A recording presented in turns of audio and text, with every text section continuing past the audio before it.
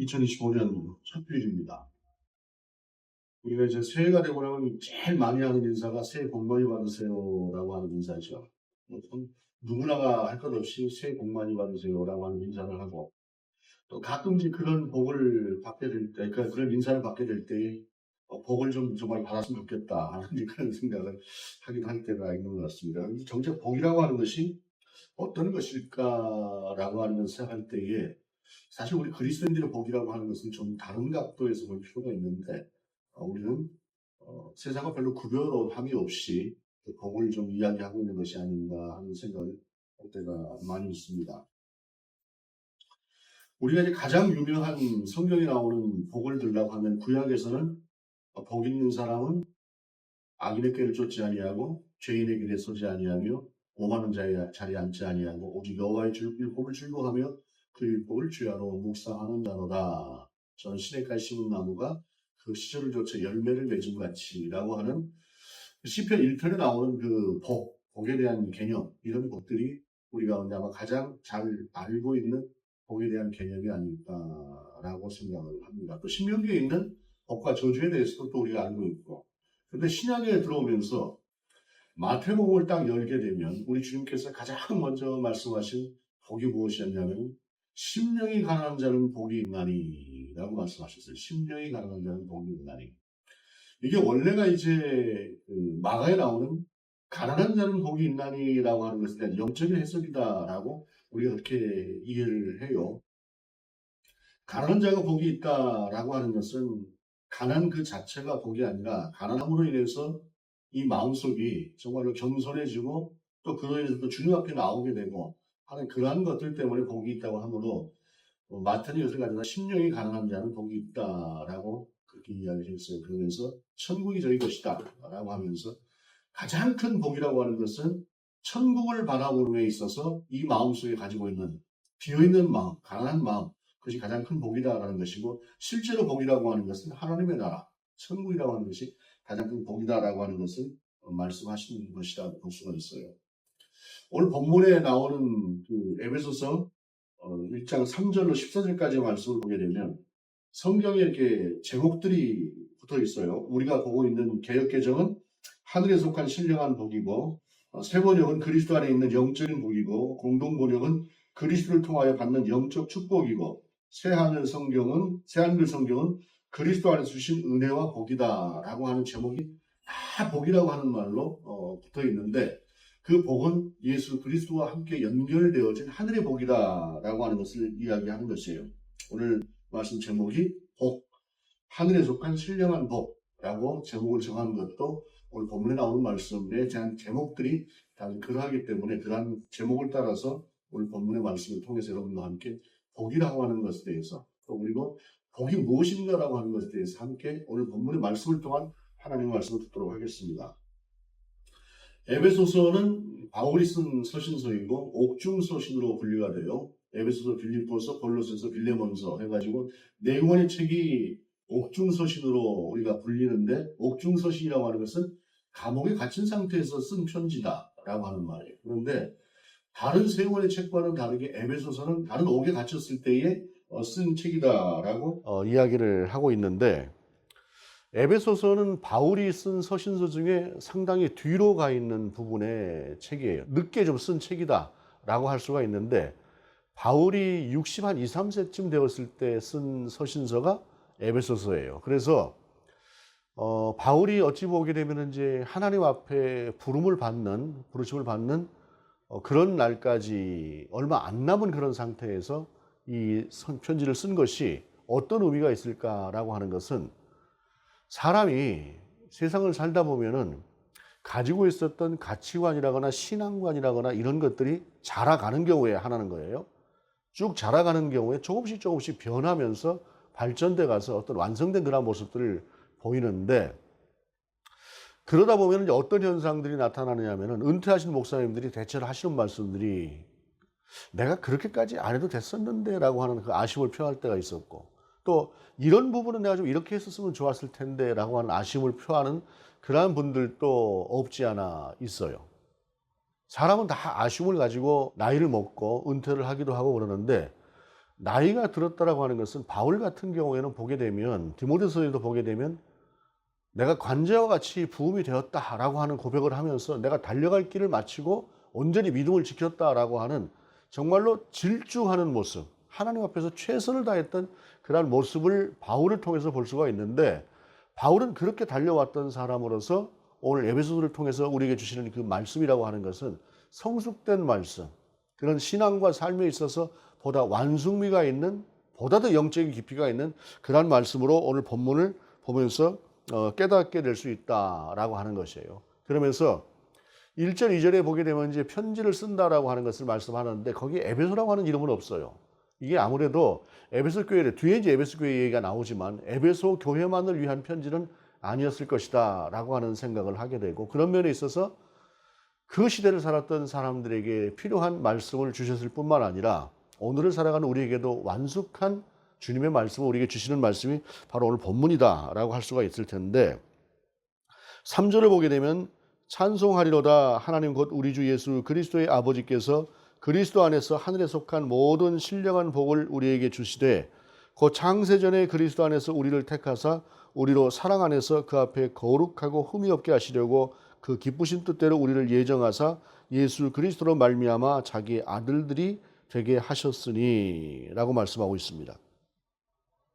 오늘 본문은 찬송하리로다 라고 하는 말씀으로 시작을 하고 있고, 그 다음에 이 찬송하리로다 라고 하는 말씀은 16절에 그의 은혜의 영광을 찬송하게 하려는 것이라, 그 다음에 6절에 그렇게 되어 있고 12절에 그의 영광의 찬송이 되게 하려 하심이라 라고 되어 있고 14절에 그의 영광을 찬송하게 하려 하심이라 라고 하는 찬송하게 라고 하는 말씀이 후렴구처럼 계속 이어져요. 그리고 그 사이에 무엇이 있느냐면 그리스도라고 하는 말씀이 8번 나오게 됩니다. 즉 이 말씀은 뭐냐면 그리스도로 말미암아 어떤 찬송의 여건이 되는, 찬송해야 하는 이유가 되는 그런 말씀에 대해서 기록하고 있는 것인데, 찬송이라고 하는 것은 6절에 보게 되면 이는 그가 사랑하시는 자 안에서 우리에게 거저주시는 바 그의 은혜의 영광을 찬송하게 하려는 것이라 라고 하면서 찬송이라고 하는 말씀에 대해서 대단히 중요하게 우리 가운데 전하고 있어요.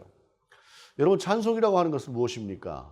우리가 사람에게 찬송을 한다, 사람을 찬양한다라고 하는 것은 어찌 보게 되면은 좀 아부 같은 느낌이 들 수 있는 그러한 용어예요. 그런데 하나님을 찬양한다라고 하는 것은 어떤 의미냐면 하나님이 하신 일들에 대해서 하나님 이런 일들을 하셨습니다라고 하는 고백이라고 볼 수가 있어요.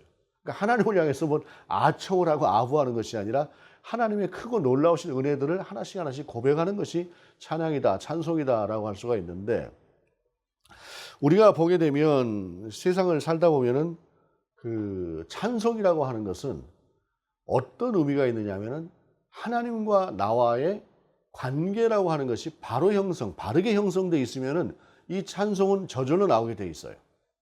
저절로. 그러니까 찬송과 기도와 말씀은 사실은 다른 것이 아니라 같은 류라고 볼 수가 있는데, 이 찬송이나 감사라고 하는 것은 우리가 하나님 안에 살게 되면 저절로 나오는 것이 찬송과 감사예요. 그러므로 우리가 찬송과 감사가 우리 안에서 없다라고 하면 내가 영적인 상태에서 별로 건강하지 않은 상태다라고 보면은 틀림없어요. 그건 맞는 말이에요. 그러면 이 찬송이다, 감사다 하는 것은 이 고백이라고 하는 건지 고백이라고 할 수 있는데, 이 고백은 어떤 것이냐? 제가 오늘 이 말씀을 준비하면서 묵상하다가 이런 생각을 해봤어요. 이런 경우를 떠올려 봤습니다. 아이를 낳았을 때에 첫 아이를 낳고 나니까 첫 아이는 잘 웃질 않아요. 다른 아이들은 이렇게 쳐다보면서 막 빵긋빵긋 웃기도 하고 눈도 맞추고 한다는데 이 녀석은 잘 웃지도 않아. 근데 여러분, 웃지 않아도요, 그 아비를 쳐다보고 눈이 마주치잖아요. 그러면 그 사랑이라고 하는 것이, 그 깊이라고 하는 것이, 이거는 다른 것 보고 느껴지는 것하고는 차원이 다른 그 경이로움이 있어요. 그래서 나중에 딸을 낳았더니 딸은 쳐다보고 어떻게 이렇게 잘 웃고 빵긋빵긋한지 아들에게서 누리지 못했던 것을 마음껏 누렸던 그러한 기쁨이 있습니다. 여러분, 뭐 그렇게 자라가는 과정에서 항상 그렇게 예쁘기만 하나요? 미운 7살도 있고 또 질풍노도의 시기라고 하는 것들을 통해서 아이고 저걸 내가 왜 낳나 하는 때도 없지는 않아요. 그럼에도 불구하고 자식과 부모의 관계라고 하는 그 특별한 관계라고 하는 것은 관계라고 하는 게 이어지는 것이잖아요. 늘 보고 함께하고 평소에는 아닌 것 같은데 결정적일 때는 염려하고 또 그 사랑이라고 하는 그 깊이라고 하는 것이 남다른 그러한 것들이 이 부모 자식의 관계인 것처럼 하나님과 우리의 관계라고 하는 것도 마찬가지인 것이에요. 우리가 좀 덤덤할 수 있으나 하나님은 우리를 통해서 우리가 눈맞춤하기를 원하시고 하나님을 바라보기를 원하시고 입을 열어서 하나님 앞에 무엇인가 고백하기를 원하시는 분이 바로 우리 하나님이시라는 것이죠. 그래서 우리가 하나님과 가까이 있게 되면 우리 안에서 고백이 나오는 것이 정상이에요. 그리고 그 고백이라고 하는 것이 바로 찬양이 될 수밖에 없는 것은 우리의 인생이라고 하는 것이 그렇잖아요. 어쩔 때는 꽉 막힌 것 같고 답답한 것 같고 한데 지나놓고 보게 되면 하나님의 이유가 있었던 거예요. 그 시간들을 통해서 나에게 주시고자 하는 것들이 있었다고 하는 것을 우리가 나중에 분명히 깨닫게 된다는 말이에요. 물론 그것 이상을 넘어서 하나님의 역사를 우리 가운데 함께 하지만 바로 그런 과정들이라고 하는 것들을 거치면서 우리가 최종적으로 고백하게 되는 것은 하나님을 찬양하는 것이 될 수가 있다라고 하는 것입니다. 그러면서 본문은 그 신령한 복이라고 하는 것에 대해서 우리 가운데 말씀을 하고 있어요.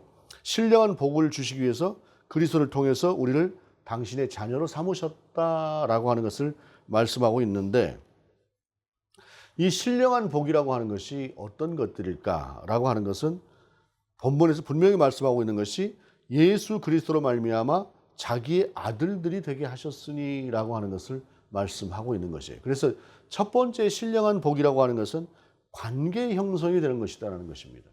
지금까지 하나님과 나와는 하나님 누구세요? 뭐 이런 관계가 되어 있을 수 있어요. 그런데 우리가 예수 그리스도를 통해서 하나님을 알게 되고 그렇게 되었을 때 하나님은 우리의 아버지가 되시는 관계라고 하는 것이 형성된다는 것이죠. 이것이 가장 중요한 신령한 복이다라는 것입니다. 여러분, 신령한 복을 받게 되면서 우리는 신분적인 변화라고 하는 것들을 갖게 돼요. 여러분, 우리가 대한민국 국민입니다. 대한민국 국민인데 우리가 대한민국 국민으로서 가지고 있는 이 여권을 가지고 되면은 세계 어느 곳을 가든지 여행을 할 수가 있잖아요. 그런데 이 여권의 등급이 있어요. 어떤 등급은 어떤 나라의 여권을 가진 사람은 어느 나라를 들어가는데 절차가 까다로워요. 못 들어갈 수도 있고. 근데 우리 같은 경우에는 거의 탑권에 들어가는 여권입니다. 그것이 국력이고 우리가 대한민국 국민이기 때문에 그럴 수가 있는 것입니다. 유럽을 다녀도 거의 제한 없이 우리 여권 가지면 아무 나라나 들어갈 수가 있습니다. 특별한 것 없이. 우리가 대한민국 국민이기 때문에 그렇습니다. 그러나 그렇지가 않고 다른 나라의 국민이라고 한다면, 예를 들어서 그렇지가 못한 정반대의 나라의 국민이라고 한다면 어느 나라를 가든지 간에 심한 검문과 심한 검색과 심한 인터뷰를 통해서 그 사람이 평가될 것이에요. 우리가 하나님과의 관계 속에서 하나님의 아들들이 되었다라고 하는 것은 비록 눈에 보이는 것이 그리 많지 않을지라도 우리가 신분적으로 변화된 상태라고 하는 것을 이야기하는 것입니다. 그러므로 오늘 본문을 통해서 주님께서 우리에게 신령한 복을 주셨다라고 하는 것은 바로 그런 복이 시작이 되었다는 것인데 그 복을 좀 더 구체적으로 이야기하고 있는 것이 어떤 것이냐면 속량이라고 하는 단어를 우리 가운데 쓰시는 것이에요. 여러분, 속량이라고 하는 것은 무엇입니까? 무엇인가를 사해줬다라는 것입니다. 예를 들어서 사면해줬다라고 하는 말하고 비슷해요. 여러분, 그 사면을 받게 되면은 이 사람들이 여태까지 자기 자신이 그 벌로 받았던 그런 모든 것들에 대해서 이 사해지는, 그걸 용서함 받게 되는, 해결되는 그러한 것들을 사면이라고 하게 되고 또 그 뒤에 법권이라고 하는 것이 따라오게 되면 뭐 권한 같은 것들도 같이 함께 회복이 된다라고 하는 것인데 사실 뭐 작년 12월 달 같은 경우에 성탄절 뭐 특사 아니면 뭐 1월 1일에 신년 특사 이런 것들이 분명히 있었을 것이에요. 누군가 감옥에 있으면서 뭔가 좀 이제 나를 좀 내보내 줬으면 하고 기다리는 그런 특사를 기다리는 사람들도 있었을 텐데 나라가 지금 상황이 이러다 보니까 뭐 성탄절 특사니 뭐 이런 것들이 없이 넘어왔습니다만은 그러한 것들이 바로 이 속량이라고 하는 말인데 그러면 우리가 무엇을 속량을 받았다는 말인가 라고 이야기를 할 때 우리가 죄로부터 노임을 받았다고 하는 말이 속량이잖아요. 죄로부터 노임을 받았다. 사람들이 이제 가장 많이 생각하는 것 중에 하나가 뭐냐면 내가 잘 살아왔고 남들보다 양심적으로 살아왔는데 내가 무슨 죄인이라는 말이야. 뭐 이런 말을 할 수가 있어요. 이런 말을 할 수가 있는데 성경에서 얘기하는 죄라고 하는 것은 관역을 벗어나는 것이 죄다라고 이야기를 하는 것인데 그것은 뭐냐면 화살을 쏠 때 한 관역을 향해서 쏴야 되는데 그 관역이 아닌 다른 곳을 향하고 쏘는 것이 그래서 빗나가는 것이 죄다라고 하는 것이에요. 그것은 무슨 말씀이냐면 하나님과 멀어져 있는 상태를 성경은 죄라고 이야기하는 것이에요. 그러니까 세속적으로 우리가 이야기하는 죄의 개념하고 성경에서 말씀하시는 죄의 개념하고 같은 것도 많이 있지만 다른 경우가 바로 오늘 본문에서 말씀하시는 그러한 속량이라고 하는 죄를 전제로 하는 말씀이 있다는 것이죠. 우리가 관역이 빗나갔다고 하는 것은 하나님을 몰랐기 때문에 하나님이 없는 세상을 살았다는 것 아니겠습니까? 하나님을 모르는 세상.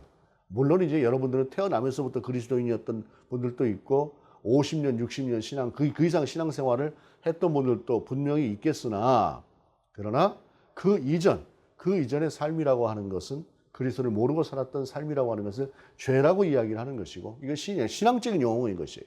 죄라고 이야기를 하는 것이고 그 하나님을 몰랐던 상태에서 하나님을 아는 상태로 하나님께서 우리 주님께서 우리를 바꾸어 주셨다라고 하는 것이 바로 속량이다라고 하는 것이에요.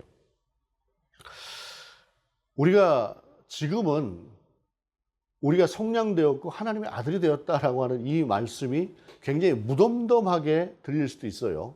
그냥 뭐 노상 듣는 말씀 그럴 수 있는데 그런데 사실은 이것이 보통이 아니죠. 이것은 대단히 큰 의미를 갖는 말씀입니다. 언제요? 결정적인 때에. 우리가 그 대림절 기간 동안에 성탄절에 오셨던 그 주님도 우리가 기다리지만 다시 오실 주님도 기다리지요. 근데 다시 오신다고 하는 것이 세월이 가고 오래 우리가 신앙생활을 쭉 하다 보면은 그 기다림이라고 하는 것이 뭐 이렇게 간절하거나 그러지는 않을 수 있어요. 그런데 주님은 오시는 것이죠.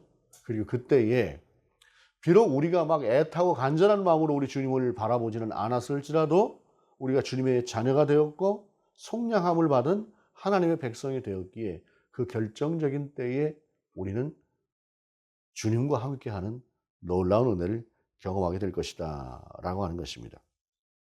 그러면서 이어지는 말씀이 8절에 이는 그가 모든 지혜와 총명을 우리에게 넘치게 하사 그 뜻의 비밀을 우리에게 알리시는 것이요 그의 기뻐하심을 따라 그리스도 안에서 때가 찬 경륜을 위하여 예정하시는 것이니 신령한 복 안에 들어있는 또한 말씀은 우리가 그분의 그 경륜 안에 들어있는 예정된 바 있는 하나님의 백성이 되었다라는 것입니다.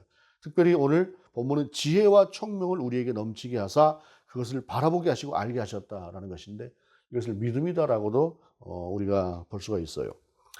지혜라고 하는 것은 용도가 중요하지요. 지혜의 용도가 무엇입니까? 무엇인가를 분별하는 능력을 지혜라고 우리가 흔히 이야기를 합니다.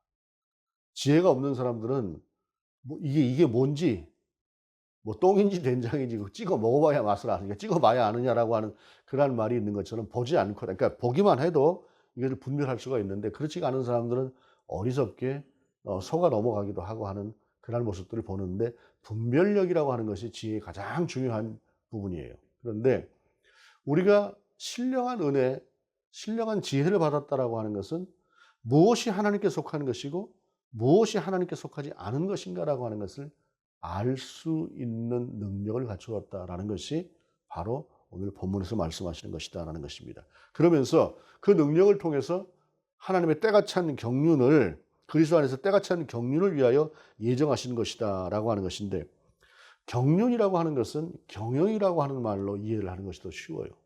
경영이라고 하는 것은 무엇입니까? 무엇인가를 계획하고 그 계획되어 나가는 과정에 있어서 관리하고 그리고 그 관리하는 과정에 있어서 목적대로 나갈 수 있도록 정리를 해주는 것. 이것이 경영입니다. 기업을 경영하는 것도 마찬가지고 작은 어떤 그 가게를 경영하는 것도 마찬가지고 가정이라고 하는 것에도 경영이라고 하는 것이 필요해요. 우리가 수입이 얼마쯤 되고 그 수입을 통해서 5년 후에는 우리가 이만한 계획을 갖고 10년 후에는 이만한 계획을 가지고 그렇게 나아가서 나중에는 뭐 집을 산다라거나 애들을 뭐 결혼을 시킨다거나 하는 이런 것들을 생각하고 준비해 나가는 과정이라고 하는 것이 경영인데 오늘 본문에서 말씀하시는 경륜은 같은 의미라는 것이에요. 그런 것을 이야기하는 것인데, 하나님께서 우리 가운데 그리스도 안에서 때가 차는 경륜을 베푸신다라고 하는 것은 무엇이냐면은, 우리의 삶 안에 우리 하나님이 개입하시면서 우리의 삶을 우리들 뜻대로, 우리들대로만 놔두는 것이 아니라 하나님께서 개입하신다는 것이에요. 관역에서 벗어난 것이 죄라고 한다면, 이제 관역을 분명히 알고 그 관역을 향해서 쏘려고 하는 우리를 향해서 성령께서 우리를 도우시면서, 하나님께서 우리를 도우시면서 이끌어 가시는 그것이 바로 경영이라고 하는 것이, 본문에서 말씀하시는 경영이다라고 하는 것입니다. 그 안에 들어온 것이 하나님의 신령한 복이라는 것입니다. 죽는 길에서 사는 길로 들어서는 것이고, 앞을 모르는 길에서 분명한 방향을 알게 되는 것이고, 삶의 목적을 100년의 시간이라고 하는 이 한정된 공간과 시간 앞에 두는 것이 아니라 영원에 대한 가치라고 하는 것을 두는 것이다. 그것이 바로 신비한 하나님의 능력이라는 것입니다. 그런데 이것만이 아니죠. 이것만이 아니라 우리가 함께하는 과정에서, 우리가 주님과 함께 가는 과정에서, 살아가는 과정에서 우리가 영적으로 민감하면 민감할수록, 그리고 하나님 앞에서 우리의 영성이 좀 더 풍부하면 풍부할수록 하나님이 우리 가운데 개입하시는 것을 알거니와, 또한 우리의 기도 가운데 응답하시는 하나님을 알게 되는 것이죠. 이것은 영적인 깊이와 같은 그러한 것들이다라고 할 수가 있습니다. 자, 그러면서 본문이 이어져 나가서 그리스도 안에서 때가 찬 경륜을 위하여 예정하신 것을 가지고 10절 이하에 보게 되면, 하늘에 있는 것이나 땅에 있는 것이 다 그리스도 안에서 통일되게 하려 하심이라 라고 말씀하고 있어요. 통일되게 하려 하신다라고 하는 이 말씀이 무슨 말씀일까? 세번역으로 읽어드리면 더 쉬워요. 하나님의 계획은 때가 차면 하늘과 땅에 있는 모든 것을 그리스도 안에서 그분을 머리로 하여 통일시키는 것입니다 라고 말씀하고 계세요. 무엇이냐면, 지금까지는 무질서했던, 땅이 공허하고 혼돈했던 그러한 것들을 하나님께서 질서를 잡으셨던 것처럼, 예수 그리스도를 모르고 하나님을 몰랐던 그러한 삶에서, 무질서했던 삶에서 하나님께서는 방향을 정리해 주시고 알게 하신다는 것이, 이것은 우리의 계획, 우리의 삶 가운데 구체적으로 임하신다는 말씀이기도 해요. 예를 들자 한번 생각을 해 보십시다. 차가 그렇게 많지 않은 길, 그리고 길이 넓지 않은 길에서는 교차로, 사거리 같은 경우를 이 로타리라고 하는 것을 두어서 자율성을 어느 정도 주면서, 우회전해서 갈 사람은 우회전하고, 직진해서 갈 사람은 로타리 가장 먼저 진입하는 차가 우선권을 갖지 않습니까? 그런 진입하는 차가 우선권을 가지고 있으니까 기다렸다가 나도 그 안에 들어가서 상황 봐갖고 직진을 하든가 아니면 좌회전을 하든가, 이런 식으로 이 로타리를 통해서 나가요. 자율성을 가지고. 그런데 여러분, 이것이 4차선쯤 되고 이 광화문 앞 광장쯤 되는 그러한 곳이라고 한다면, 자율적으로 두었다가는 차가 엄청나게 밀리고 힘들어질 것이에요. 그런 곳에는 반드시 무엇이 있어야 되느냐? 신호등이라고 하는 것이 있어야 되는 거예요. 신호등이라고 하는 것이. 그래서 신호등이라고 하는 것을 통해서 갈 수 있도록 이 법과 규칙이라고 하는 것을 두어서 모든 차들이 그 안에서 함께 그 통일된 규칙을 가지고 운행을 하게 될 때에 가고 오는 것들이 해결되는 것이, 오늘 본문 안에서 그리스도 안에서 통일되게 하신다라고 하는 이 말씀은, 하나님을 몰랐던 사람들, 그리고 하나님을 모르고 살아서 무엇이 옳고 그름인지, 하나님이 원하시는 것인지 잘 몰랐던 그들 가운데 예수 그리스도가 우리를 위해서 죽으셨고, 그분은 삼위일체 하나님이시고 다시 오실 하나님이시다라고 하는 것을 통해서 그 안에서 우리의 삶이라고 하는 것이 정리되어지고, 나아갈 방향이 무엇인가라고 하는 것들이 정리되어지는 그러한 삶이 오늘 본문에서 말씀하시는 그러한 통일된 것이다 라고 말씀하시는 것입니다. 그 회복이 시작되는 것이 바로 통일이 되는 것이고, 그리고 이어서 본문 11절을 이렇게 이야기를 하세요. 모든 일을 그의 뜻의 결정대로 일하시는 이의 계획을 따라 우리가 예정을 입어 그의 안에서 기업이 되었으니, 이는 우리가 그리스도 안에서 전부터 바라던 그의 영광에 찬송이 되게 하려 하심이라 라고 말씀하고 있는 것입니다. 송구영신 예배 때도 제가 말씀을 드렸습니다마는, 바울이라고 하는 그 위대한 전도자, 우리 성경에 있는 그 말씀의 거의, 신약 성경의 거의 그 절반의 내용을 썼다고 볼 수가 있는 그 사도 바울, 그 사람이 처음에 어떤 사람이었습니까? 무엇이 옳고 그름인지 관역을 제대로 보지 못하는 삶이 되다 보니까 정작 예수 믿는 사람들을 때려잡는 사람이 사도 바울이었잖아요. 그런데 그가 예수 그리스도를 알고 하나님을 제대로 알았을 때에 그의 삶이라고 하는 것은 정반대의 삶을 살게 되지 않습니까? 바로 이러한 삶을 이야기하는 것입니다. 그런데 중요한 것은 13절에 있는 말씀, 그 안에서 너희도 진리의 말씀 곧 너희의 구원의 복음을 들고 그 안에서 또한 믿어 약속의 성령으로 인치심을 받았으니 라고 말씀하고 있어요. 성령의 인치심. 성령의 인치심이라고 하는 것이 무엇입니까? 성령이 우리와 함께 하신다는 것을 말씀하는 것입니다. 이 모든 우리의 믿음이라고 하는 것이 성령의 개입이 없으면, 성령이 우리 가운데 역사하시지 않으면 우리의 믿음이라고 하는 것은 존재할 수가 없는 것이라는 것입니다. 이것은 영적인 부분이기 때문에 오늘 또 여전히 저와 여러분 가운데 함께 하시는 그 성령의 은혜로 말미암아 비록 우리의 현재 상황이라고 하는 것이 어떤 상황일지 좀 힘들고 고단하고 때로는 하나님과 좀 멀어진 듯하고 그러한 삶을 산다고 할지라도 성령이 우리를 붙들어 가시면서 우리로 하여금 그 길을 가게 하시는 그 성령의 역사하심이 있다는 것입니다. 그러면서 14절에 이 성령은 하나님의 소유인 우리가 완전히 구원받을 때까지 우리의 상속자의 담보이시며 우리로 하여금 하나님의 영광을 찬미하게 하십니다. 제가 세 번역으로 읽어드렸습니다. 이분이 우리 가운데 보증이 되어서 우리를 인도해 가신다는 것입니다. 우리의 신앙이라고 하는 것이 그렇잖아요. 우리가 하나님을 바라보는 그 믿음이라고 하는 것이 어떤 이들에게는 그 믿음이 있는 듯 없는 듯 할 수도 있어요. 또 어떤 이들에게는 좀 더 분명할 수도 있고 또 어떤 이들에게는 주님과 함께하는 그 삶의 순간순간이 늘 하나님과 동행하는 그 동행의 기쁨으로 살아가는 사람도 있습니다. 그런 모든 우리의 믿음의 수준이 달라도 성령은 동일하게 우리 가운데 함께 하시는 그분이시고 그분이 우리를 보증쓰심으로 말미암아 우리는 하나님의 백성으로 살게 된다라고 하는 것이 오늘 본문을 통해서 주는 말씀입니다. 그러면서 본문은 찬송이라고 하는 말씀을 다시 한번 우리 가운데 전하고 있습니다. 여러분, 찬송이라고 하는 말씀은 하나님을 높여드리는 것이기도 하지만 우리 삶에 있어서 함께 하시는 우리 하나님에 대한, 예수 그리스도에 대한, 성령께 대한 우리의 고백이 찬송입니다. 새해 우리는 정말로 무엇보다도 우리 안에 우리의 입술을 열어서 그렇게 주님을 찬양할 수 있는 우리 모두가 되었으면 좋겠습니다. 갑자기 제가 이제 노래 하나가 생각이 나더라고요. 유행가인데 저녁이 되면 의무감으로 전화를 하고 관심도 없는 서로의 일과를 묻곤 하지. 가끔씩은 사랑한다는 말로 서로에게 위로하겠지만 그런 것도 예전에 가졌던 두근거림은 아니야. 처음에 만난 그 느낌, 그 설레임을 찾는다면 우리가 느낀 실증은 이제 없을 거야. 야이야이야 했던 공일오비가 불렀던 노래입니다. 오래된 연인들의 노래. 여러분, 그런데 저는 이제 우리의 믿음이 어쩌면 이렇게 오래된 연인 같을 수 있다고 생각을 해요. 그런데 생각을 좀 바꿔보면 어떨까 싶습니다. 오래된 부부라고 한다면 그거는 오래된 연인들이 가지고 있는 실증과는 다른 깊이가 있어요. 어떤 목사님이 그런 말씀을 하시더라고요. 당신네 부부가 50몇 년을 같이 살았는데 생각해보니까 한 30년쯤 사니까 맞춰지기 시작하더래요. 그 전까지 서로 안 맞아서 참 힘든 게 많았답니다. 아닌 척 했지만은 당시 성품이 좀 좋았던 것 같아요. 아닌 척 했지만은 그 전까지 힘들었다는 것이에요. 근데 한 30년쯤 살고 나니까 맞춰져 있더라라는 것입니다. 그것이 무엇이냐면 오래된 연인들은 실증이 날 수가 있지만 오래된 부부는 깊이가 있어요. 이게 정상적입니다.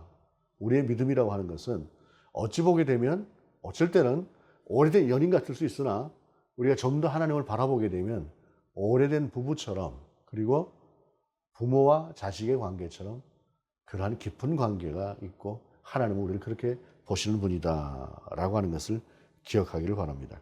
그래서 우리가 새해의 가장 큰 복으로 하늘의 신령한 복을 누릴 수가 있는, 그리고 그 복으로 좀 더 우리가 깨어있고 나아갈 수 있는 저와 여러분이 될 수 있기를 바랍니다. 기도하시겠습니다.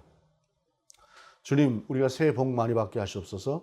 하늘의 신령한 복을 누리게 하시옵소서. 주 예수 그리스도의 이름으로 기도드립니다. 아멘.